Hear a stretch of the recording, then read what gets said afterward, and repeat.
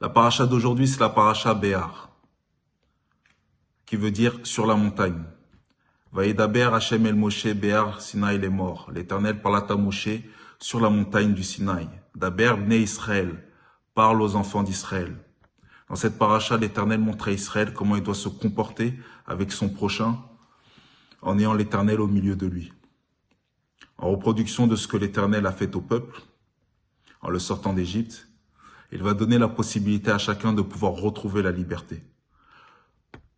Dieu va rappeler à la fin de cette paracha que le peuple ne doit pas commettre l'idolâtrie, car c'est lui qui est son maître. Revenons un peu sur le début de la paracha. Elle débute par un rappel. Dès que les Bnei Israël seront en Eretz, il est impératif de débuter par un Shabbat en l'honneur de l'Éternel. Pourquoi? Parce que Shabbat est une alliance. C'est une alliance dans laquelle tu dois cesser de créer.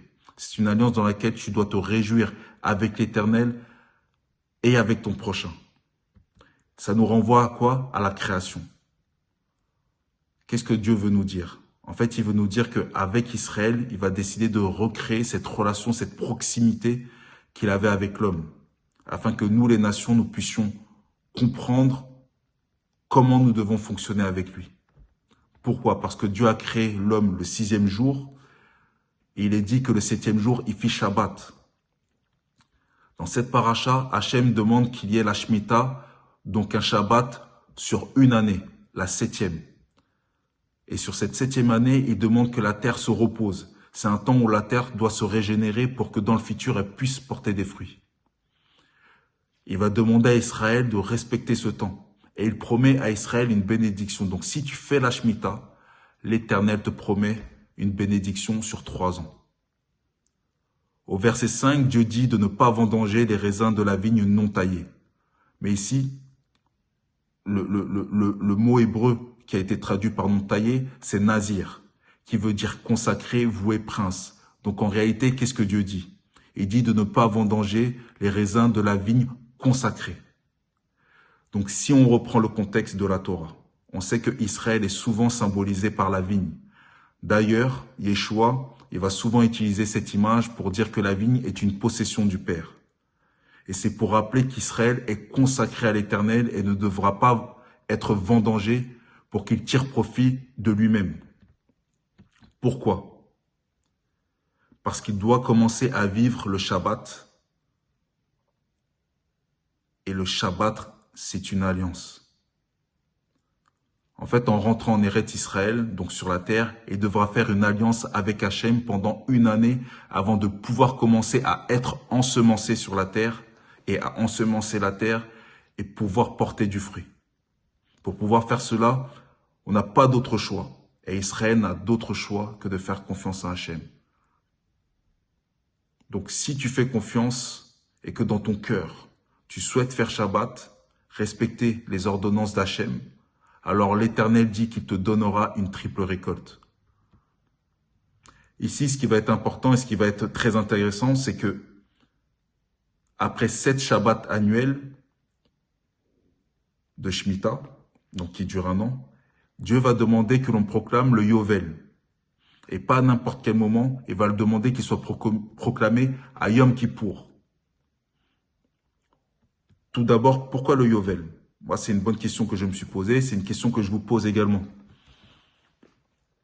Il est dit que si aucun membre de ta famille, ni toi-même, n'est en mesure de pouvoir te racheter, ni toi, ni ton prochain, ni ton bien, à cause du fait que toi, ton prochain, vous soyez devenus pauvres, tu devras attendre le Yovel pour pouvoir récupérer ton héritage. Et ça, c'est très important. Dieu a mis un process en place pour que chacun puisse garder sa dignité et repartir à zéro comme un nouveau-né. Récupérer l'héritage. On dit souvent que l'union fait la force. C'est ce jour-là que Dieu va manifester les 7 précédents Kippour pour délivrer. Je répète, c'est ce jour-là que Dieu va manifester et matérialiser les 7 précédents Kippour pour délivrer. C'est pourquoi les Talmidim diront dans la Brit Hadasha que Yeshua nous a rachetés en accomplissant ce qui a été écrit dans le Tanar, comme quoi l'Éternel rachète son peuple Israël et toutes les nations greffées qui se sont rattachés à lui. Et on le voit parce que c'est noté dans l'Apocalypse. Donc la question qu'on peut se poser, c'est pourquoi c'est à Kippour que l'Éternel a choisi de proclamer le Yovel, donc le jubilé. Le jour de Yom Kippour, à la 50e année, tous seront délivrés, tous seront rendus libres, aussi bien la terre, l'homme, etc. Ce qui est intéressant là, c'est que le Yovel est sur le même décompte que Shavuot. Sauf que Shavuot, c'est des journées, ce sont des jours. Tandis que le Yovel, ce sont des années. Donc Shavuot, à la sortie de Pessah, donc de la libération d'Égypte, intervient au bout de 50 jours. Le Yovel, lorsqu'ils rentrent en Eretz Israël, ils sortent de l'Égypte,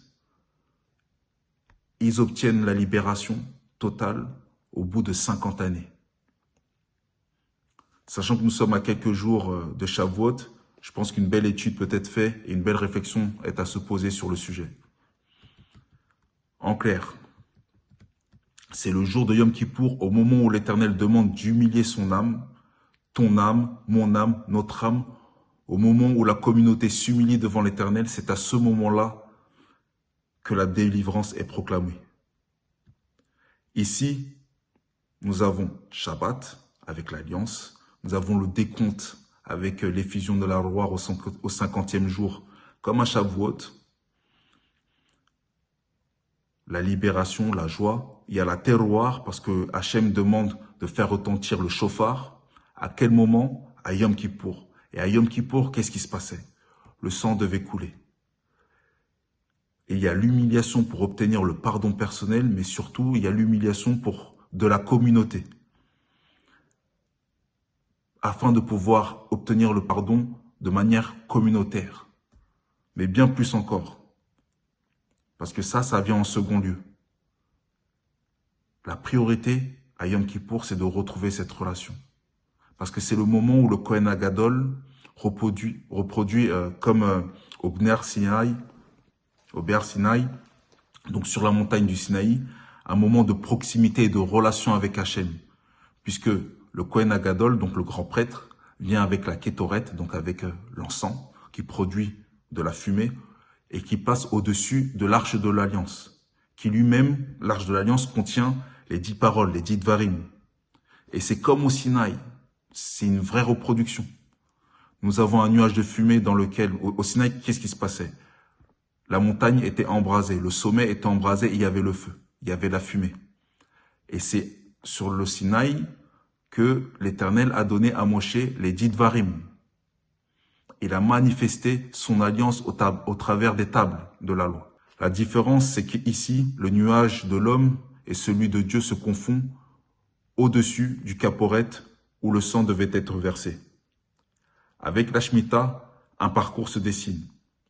On s'abstient de travailler la terre. Avec le Yovel, à Yom Kippour, l'homme s'abstient de manger. Il y a une idée qui s'en ressort. C'est qu'en s'abstenant de faire des travaux et en s'abstenant de se nourrir, Dieu fait une alliance basée sur la confiance. C'est un rappel que l'homme, donc Adam, est tiré de Adama, la terre, qui elle-même a été créée par l'Éternel et que tout lui appartient.